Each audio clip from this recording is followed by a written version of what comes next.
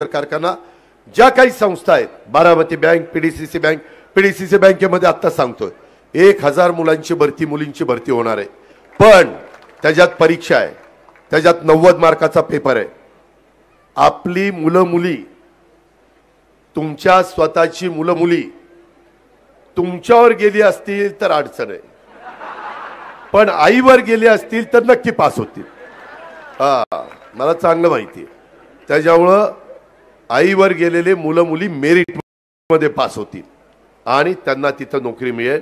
त्याबद्दल पण तुम्ही काळजी करू नका। मला वाटतं संभाजी होळकर, रणजित तावरे आणि दत्तात्रय येळे हे तिघ डायरेक्टर आहेत।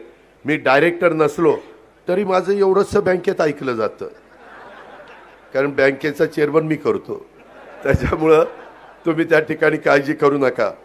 त्या तळागाळातल्या आता नवीन पिढी काय झालं, मागाशी मी बघत होय होय केली बाबा केली, याला तेवढं समजलं, बाकीच्यांच्या डोक्यात शिरन अजून, बाकीच्यांची सटकली रे, तुझी नाही सटकली। त्यामध्ये मी त्या बाबतीमध्ये लक्षात घेतलं। मी ज्यावेळेस राजकारणात आलो त्यावेळेस मी तरुण होतो। आता आमच्या चिरंजीवांचं भाषण आम्ही ऐकलं, आणि म्हणलं लईच भारी बोलायला लागलाय, म्हणलं रात्रभर पाठ करत होता वाटतंय, रात्रभर झोपला नाही, पाठ केलेलं दिसतंय। ठीक आहे, गमतीचा भाग जाऊ द्या। त्याच्यामध्ये मी बहुजन समाजाबरोबर, ते एक मी सांगतो, बहुजन समाजाबरोबर माझा गोसावी, पारधी, रामोशी, मातंग, चर्मकार, नाभिक, तेली, धनगर, वंजारी, लोणारी, माळी, मुस्लिम, कोष्टी, नवबौद्ध, मुस्लिम, हे सगळे जे समाज आहेत त्या समाजाला पण मी आता मधी एक अमित कल्याणीशी बोललोय। एक कारखाना ते 2000 कोटीचा इथं काढतायत, 1200। एक मिनिट ताई, एक मिनिट बसा, माझे डिस्टर्ब होत। मी नंतर बोलतो ना तुमच्याशी, असं काय करतोय। ताईंची मुलगी हरवली आहे, इकडे या, पुढे पोलिसात। PI काय नाव आहे?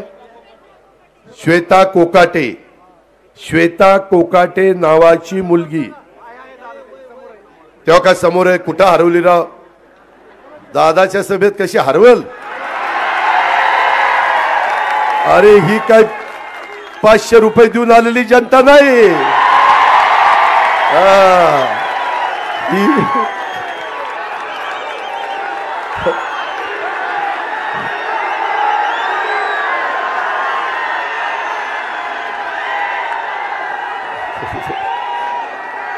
ही आपल्यावर प्रेम करणारी जनता आहे, त्याच्यामुळे काही काळजी करायचं नाही। फक्त ऐका रे, अरे ऐका, 6 वाजतील पुन्हा बंद होईल। त्याच्यामध्ये या सगळ्या समाजातल्या मुलांना मुलींना संधी देण्याचं मी काम करील। तिथं पण मोठ्या प्रमाणावर आपल्याला मुलं मुली लागणार आहे। 12 बलुतेदारांच्या मुलांना पण त्याच्यात समावेश केला जाईल। मित्रांनो, एक आहे, आता आपण 12वी डिप्लोमा डिग्री याला 6000, 8000, 10000 त्या ठिकाणी देतो, ते प्रशिक्षणार्थी म्हणून देतो। ते प्रशिक्षण घेत आहेत म्हणून त्यांना आपण मानधन देतोय आणि मग सर्टिफिकेट देणार आहे। त्याचाही फार चांगला फायदा हा आपल्याला सगळ्यांना झाल्याशिवाय राहणार नाही। मित्रांनो, मला आपल्याला सगळ्यांना सांगायचं आहे की एकंदरीत मी आपल्याला सांगू इच्छितो की काल मी महाराष्ट्रामध्ये दौऱ्यावर होतो।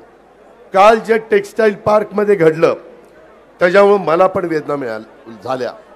मी तुम्हाला सगळ्यांना माहिती आहे, मी कधी पण माझे विरोधक आले तरी त्यांचं काम होण्यासारखं असेल तर करतो। तर काकींचा तर प्रश्नच नाही, त्या माझ्या आईसारख्याच आहेत।